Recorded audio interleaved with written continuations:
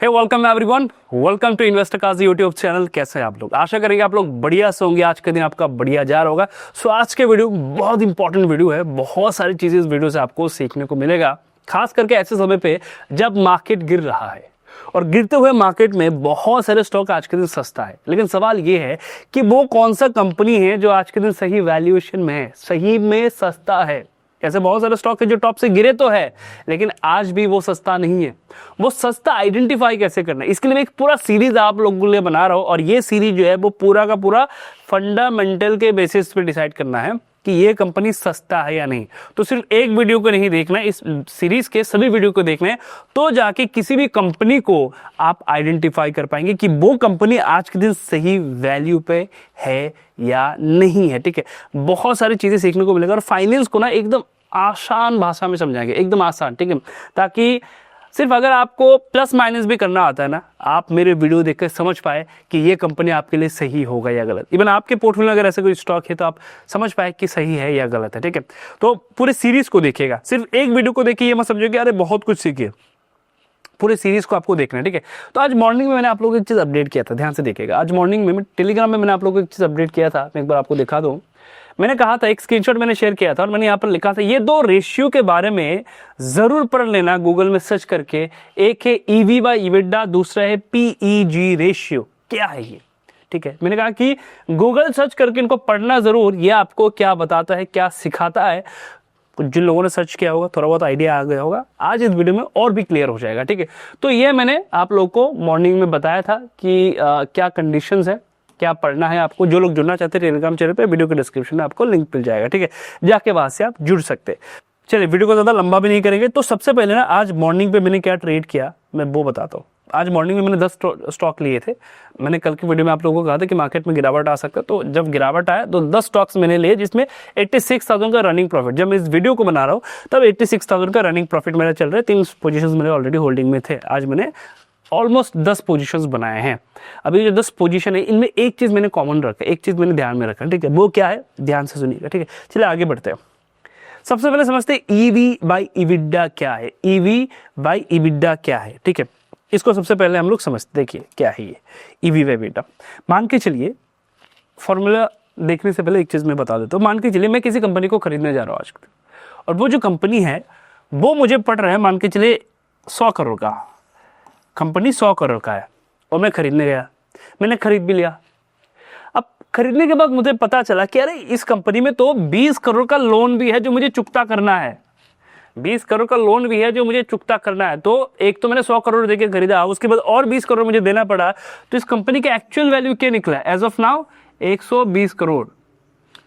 फिर थोड़ा बहुत आगे गया तो पता चला कि देखो इस कंपनी में कैश भी है। कितना कैश है? मान के चलिए 5 करोड़ का कैश है। तो कंपनी एक्चुअल में मुझे कितना पड़ा? 115 करोड़ का पड़ा। राइट, 115 करोड़ का ये कंपनी पड़ा। तो ये क्या है? ये है, अगर आप देखेंगे, ईवी क्या कहता है? Enterprise value. इसके साथ हम क्या यूज करते हैं? इसको हम डिवाइड करते हैं इबिडा से। इबिडा क्या है बेसिकली? इबिडा, अगर मैं पूरा फुल फॉर्म आपको बताऊं, इबिडा है अर्निंग बिफोर इंटरेस्ट। ध्यान रखिएगा हर एक पॉइंट को। Earning before interest, tax, before depreciation और उसके बाद अमोनेटाइजेशन। ये सभी मिलके होता है हमारा इबिडा। जब आप इस अमाउंट को इससे आप डिवाइड कर देते हैं, एकदम इजी है, मैं आगे चल के दिखाऊंगा। जब आप इसको इससे डिवाइड कर देते हैं, आपको मिल जाता है कि कंपनी का ईवी बाय इबिडा क्या है, कैसे लगाना है कंपनी में, कैसे इसको प्लॉट करना है, कैसे स्टॉक को देखना है। और एक इंपॉर्टेंट पॉइंट जो आगे चल के भी मैं बताऊंगा कि कैसे कंपेयर करना है, वो आपको बता देगा कि उस पेयर सेक्टर में क्या चल रहा है। ठीक है, उस स्पेसिफिक सेक्टर में क्या चल रहा है, ये भी आपको आइडिया हो जाएगा। तो जब आप इसको लगाते हैं, आपको मिल जाता है ईवी बाय इबिडा।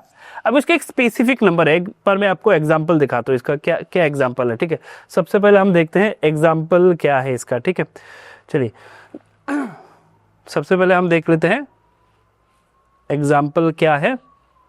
चलिए, तो एग्जाम्पल के लिए हम क्या कर रहे हैं, हम देख रहे हैं, कुछ एग्जाम्पल देख लेते हैं हम नेक्स्ट पेज में चल के कि एग्जाम्पल क्या है हमारा। ठीक है, चलिए एग्जाम्पल देख लेते हैं कैसे कैलकुलेट किया जाता है। मान के चलिए मार्केट कैपिटलाइजेशन जो है कंपनी का वो 500 करोड़ है, कंपनी में जो डेट है वो 200 करोड़ का है। ठीक है, अब कैश एंड कैश इक्विवेलेंट, मतलब कंपनी के पास जो कैश वगैरह बचा हुआ है वो 50 करोड़ के आसपास है। और कंपनी का जो इबिडा है वो आपको रेडीमेड मिल जाता है कि कंपनी का इबिडा क्या है। तो कंपनी 100 करोड़ का इबिडा कर रहा है आज के दिन, ठीक है। तो कैसे कैलकुलेट होगा, जैसे कि मैंने कहा आपको कि कंपनी के पास एकदम आप बेसिक लेवल पे ये कंपनी को आइडेंटिफाई कर पाएंगे कि वो आपके लिए सही है गलत है। एंड जो पॉइंट में बताने वालों वो सिर्फ ध्यान में रखना है, ठीक है। तो ईवी कैसे निकलेगा, आपका ईवी निकलेगा जब आप देखेंगे कि कंपनी का प्राइस क्या है, डेट क्या है, इसमें कैश क्या है, और वो कंपनी आपको पड़ा कितना, 650 करोड़ का ये कंपनी आपको पड़ा, ठीक है। तो ऐसे हम ईवी निकाल लेंगे और इबिडा हमने देखा 100 करोड़ का इबिडा है कंपनी का। उसके बाद जब आप इसको डिवाइड करेंगे आपके पास 6.5 का एक नंबर निकल के आता है, एक रेशियो। इसका मतलब उस कंपनी को खरीदने के लिए आप 6.5 टाइम ज्यादा पैसा दे रहे हैं। 6.5 टाइम आप ज्यादा पैसा दे रहे हैं उस कंपनी को खरीदने के लिए। 6.5 टाइम आप ज्यादा पैसा दे रहे हैं उस कंपनी को, ठीक है। उसके बाद चलिए आगे चलते हैं। उसके बाद क्या है, ध्यान से सुनिएगा इस पॉइंट को। अब ये जो है ना, ये डिफरेंट सेक्टर के लिए अगर आप देखेंगे, डिफरेंट सेक्टर के लिए डिफरेंट है ये नंबर। अगर आप देखेंगे डिफरेंट सेक्टर के लिए, देखिए मान के चलिए टेलीकॉम का है, मैन्युफैक्चरिंग का है, तो हमें देखना होता है 10x to 6x तक हम उसको वैल्यू दे सकते हैं, ठीक है। अब ध्यान से इस पॉइंट को भी सुनिएगा, ठीक है। डिफरेंट सेक्टर के लिए डिफरेंट है, लेकिन अगर आप देखेंगे रिटेल के लिए, उसके बाद अगर आप देखेंगे टेक्नोलॉजी, इनके हायर ग्रोथ होते हैं तो उनको हम 20x तक भी दे देते हैं। और एनर्जी सेक्टर के लिए, ये जो आप लोग पागल हो गए थे ना कि एनर्जी सेक्टर खरीद लेते, आप देख लो इसका क्या रेशियो होना चाहिए, 4x to 8x के आसपास होना चाहिए। 4x to 8x के आसपास होना चाहिए। हम जो इतना प्रेफरेंस दे रहे थे ना इनको, इनके अगर आप देखेंगे ईवी बाई इबिडा देखेंगे तो वो जो रेशियो निकल के आएगा ना, अभी तो हालांकि सबसे ज्यादा क्रैश कौन सा सेक्टर हुआ था, एनर्जी सेक्टर हुआ था। अगर मैं आपको इनके ईवी बाई इबिडा दिखाऊंगा आपका दिमाग खराब हो जाएगा कि आप कितना पैसा दे रहे थे। आइडल इनको कितना देना चाहिए, 4x to 8x तक देना चाहिए। अब ध्यान से सुनिए एक चीज, आइडल नंबर क्या है। आइडल नंबर है किसी भी कंपनी को अगर आपको आइडेंटिफाई करना है कि वो अंडर वैल्यूड है या नहीं। ध्यान से सुनिएगा इन पॉइंट को, ठीक है। वो अंडर वैल्यूड है या नहीं, तो आइडल हम क्या करते हैं, कोई भी आइडल हम क्या करते हैं, हम देखते हैं कि वो कंपनी, इसका जो इबिडा है वो 5 के नीचे हो। ईवी बाई इबिडा जो है वो 5 के नीचे हो। ईवी बाई इबिडा क्या होना चाहिए, 5 के नीचे होना चाहिए। अब 5 के नीचे कौन सा सेक्टर होता है, हमने तो स्पेसिफिक सेक्टर कुछ देखे कि किसमें हम देखेंगे तो 5 के बीच अगर मैं बात करूं तो वो एनर्जी सेक्टर है। लेकिन ओवरऑल अगर मैं बात करूं तो जब कभी भी किसी भी कंपनी को आप परचेज करने का सोचे, किसी भी कंपनी के शेयर को परचेज करने का सोचे, ध्यान रखिएगा अगर वो कंपनी आपको अंडर वैल्यूड मिल रहा है तो आपको उसका ईवी बाई इबिडा हमेशा 5 के नीचे मिलेगा। ईवी बाई इबिडा हमेशा 5 के नीचे मिलेगा। तो आज के दिन एक हिंट आपको बता रहा हूं, आज के दिन अगर आपको ऐसा कोई कंपनी मिल रहा है जो मोनोपोली है, जो डुओपोली है, ठीक है, ऐसा कंपनी जो मोनोपोली है और इसका इबिडा अगर 5 के आसपास है, इसका मतलब क्या है, वो अंडर वैल्यूड है। अब अंडर वैल्यू का जो स्टेटमेंट वो हर किसी में अप्लाई नहीं करना है। कुछ कंपनी ऐसे भी हो सकते हैं जो बिजनेस ही नहीं कर रहे, है ना, जिनकी इबिडा ही कुछ खास नहीं है, बिजनेस ही नहीं कर रहे, तो उस हिसाब से क्या होगा, उस हिसाब से अगर आप देखेंगे तो आपको और भी नीचे मिलेगा। तो 5 के नीचे अंडर वैल्यूड होते हैं, लेकिन हर कोई अंडर वैल्यू तो नहीं हो सकता, किसी का बिजनेस भी खराब हो सकता है, इस वजह से ईवी बाई इबिडा कम है उसका। अब अंडर वैल्यूड किसमें समझना है, अगर मुझे समझ में आए कि कंपनी जो है वो मोनोपोली कंपनी है, कंपनी जो है वो डुओपोली कंपनी है और उसका इबिडा इसके आसपास है, ईवी बाई इबिडा इसके आसपास है, तो क्या है, वो सस्ता है, अंडर वैल्यूड है। अब 10 के ऊपर अगर मैं किसी को 10 के ऊपर मान के चले ईवी बाई इबिडा दे रहा हूं, इसका मतलब क्या है कि वो बहुत ही ग्रो कर रहा होगा कंपनी, इसके लिए मैं तैयार हूं, तो बहुत ही एग्रेसिव कंपनी है, बहुत ही ग्रो कर रहा है, तो उस केस में आपको 10 के ऊपर मिलता है। लेकिन मेरा पर्सनल सजेशन है गिरावट में, मुझे तो इसको देखना ही नहीं है, मुझे देखना किसको कि गिरावट में कौन से वो कंपनीज है जो एटलीस्ट 5 या 6 के इन बिटवीन है या 10 के नीचे। आइडियली 10 के नीचे वाले ईवी बाई इबिडा वाले कंपनी को ही ढूंढना है। इससे क्या होगा, आपको एक फ्रेमवर्क मिल गया। आपको वो कौन से कंपनी देखना है जिनके ईवी बाई इबिडा जो है वो 10 के नीचे, आइडियली 10 के नीचे है, तो ही कहीं ना कहीं वो कंपनी आपके लिए फेयर वैल्यू में है। अब जैसे कि हमने एनर्जी सेक्टर का कहा, अगर आप देखेंगे एनर्जी सेक्टर को हम क्या कर रहे थे, बहुत ज्यादा ईवी इबिडा दे रहे थे, बहुत एक्सपेंसिव खरीद रहे थे, ठीक है। अब कोई से भी एनर्जी सेक्टर का स्टॉक में निकाल लेते हो, चलिए कोई से भी, हम क्या कर रहे थे मैं आपको दिखाता हूँ। चलिए कोई से भी अगर मैं निकालूं, मैं काम करता हूँ, यहाँ पर चलते हैं और यहाँ पर सर्च करते हैं कोई भी एनर्जी सेक्टर का, ठीक है। यहाँ पर आपको एनर्जी सेक्टर के स्टॉक्स मिल जाएंगे, कोई से भी एनर्जी सेक्टर का। मैं यहाँ पर पावर सेक्टर में है कुछ, चलिए यहाँ पर देखते हैं, ठीक है। जैसे कि मान के चलिए JSW एनर्जी देख लेते, चलिए इसको लगाते हैं। चलिए इसका ईवी बाय EBITDA क्या है, देखिए कितना दे रहे हैं आप, कितना देना चाहिए था आपको, आपको कितना देना चाहिए था और आप कितना दे रहे हैं बताइए। हिसाब से आपको इस कंपनी में कितना देना चाहिए था ईवी बाय EBITDA, आपके सामने ही है।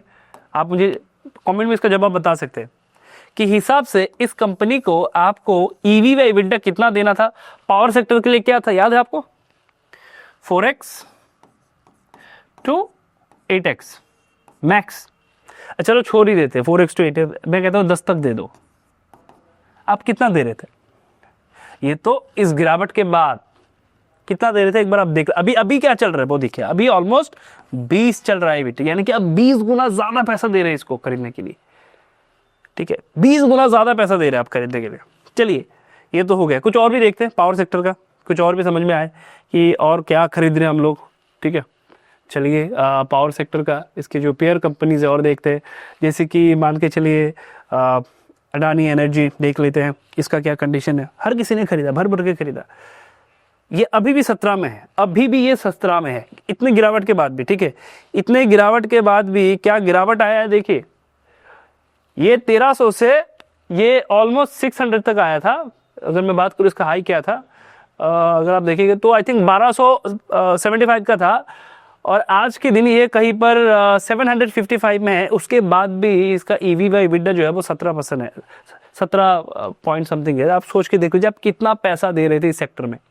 तो क्यों ये करेक्ट हो रहा है सेक्टर करेक्ट होने के पीछे कोई कारण तो होगा ना, तो कारण देख लीजिए क्या है। कुछ और दिखते हैं इस स्पेसिफिक जगह पे, जैसे कि टाटा मोटर को भी देखते हैं। चलिए टाटा मोटर तो अच्छा खासा करेक्ट हुआ है, देख लेते हैं फिर भी। चलिए इसका ईवी बाय EBITDA अभी 10 के अंदर आया हुआ है, तो क्या समझ में आ रहा है कि ये हो सकता है एक फेयर वैल्यू हो हमारे लिए, ठीक है। एक समय में ये स्टॉक जो है वो कितने में था, ये था अराउंड 485 में। आज के दिन ये स्टॉक कितने में है, ये स्टॉक है 350 के आसपास। तो अगर मैं देखूं तो इस पूरे सेक्टर में मुझे जो एट्रैक्टिव एक प्राइस लग रहा है वो किसका है, वो है टाटा पावर का। ईवी बाय EBITDA से जो हमें पता चलता है, जो ईवी बाय EBITDA है वो बताते हैं कि एट्रैक्टिव कैसे समझोगे। आज तो बहुत पूरा सेक्टर ही गिरा है, तो इस पूरे सेक्टर में फेयर वैल्यू जोन में कौन सा स्टॉक्स आया हुआ है। और भी कुछ हो सकता है, हमें नहीं पता, हम आगे स्टडी करेंगे तो हमें पता चलेगा। आपको जाकर स्टडी करना, देखना है कि उस सेक्टर में ढूंढो, उस सेक्टर में आज के दिन कौन सही वैल्यू में है, कौन सही वैल्यू में उस सेक्टर में। ऐसा वीडियो आपको पूरे यूट्यूब में नहीं मिलेगा, पूरे यूट्यूब में आपको नहीं मिलेगा, ठीक है। आपको डे 1 से पता होगा कि आप सही बिजनेस में है या नहीं है। कंपनी अंडर वैल्यूड था या बहुत ही एक्सपेंसिव था, ओवर वैल्यूड था, डे 1 से आपको पता लग जाएगा। मैंने आपके आंखों के सामने आपको एग्जाम्पल दिखाया कि जिस सेक्टर में हम पागल थे खरीदने के लिए, जिसका ईवी बाय EBITDA होना चाहिए था 4 गुना 8 गुना, उसको हम इतने करेक्शन के बाद भी 20 गुना दे रहे हैं। तो जब हम कंपेयर करते हैं हमें पता चलता है कि उस पूरे सेक्टर में एक स्टॉक है एज ऑफ नाउ जो हमने देखा, हो सकता है और भी हो, जो हमें एक फेयर वैल्यू में मिल रहा है, ठीक है। तो ये आपको हेल्प करेगा सही डिसीजन लेने में, इंडिविजुअल नहीं, पूरे ग्रुप में मैं किस में प्लान कर सकता हूं, मैं किन को अपने रडार पे रख सकता हूं स्टडी करने के लिए। ये आपको जरूर हेल्प करेगा, ठीक है। तो इसका और भी मैं सीरीज लाने वाला हूं। अगर वीडियो आपको पसंद है, मैं इसको ज्यादा लंबा नहीं करूंगा, वैसे तो बहुत सारी चीजें डिस्कस करने के लिए, ठीक है, बहुत सारी चीजें, पर मैं इसको ज्यादा लंबा नहीं करूंगा। मुझे बस मेन पॉइंट आपको समझाना था, इजीली समझ लो कि तुम समझ रहे हो कि मैं सोच रहा हूं कि पावर सेक्टर तो करेक्ट हुआ है, तो पावर सेक्टर में अगर मुझे काम करना है, मैं कैसे समझूंगा कि कौन सा अंडर वैल्यूड है, कौन सा ओवर वैल्यूड है। तो इस फॉर्मूला को यूज करो। कैसे यूज करते वो भी मैंने बताया, इसको कंपेयर करके देखना है, ठीक है। उसके बाद टेक्निकल जो भी है आप अपने हिसाब से स्टडी कर लेना, क्या टेक्निकल है क्या नहीं है, बट ये है मेन पॉइंट जिससे आपको आइडिया होता है। अब इसके और डीप हम जाएंगे, और डीप जाएंगे, ठीक है। इस वीडियो में बहुत सारा आपका प्यार आना चाहिए, कमेंट सेक्शन में, लाइक सेक्शन में, शेयर होना चाहिए वीडियो, ताकि मुझे मोटिवेशन मिले दूसरा वीडियो बनाने के लिए, इस सीरीज के लिए, ठीक है। और भी इस सीरीज के वीडियोस आएंगे एक एक करके, तो कमेंट पे जरूर बता दीजिएगा आपको चाहिए या नहीं चाहिए। ठीक है, मिलते हैं नेक्स्ट वीडियो पे। आई होप ये वीडियो आप सभी को अच्छा लगा होगा।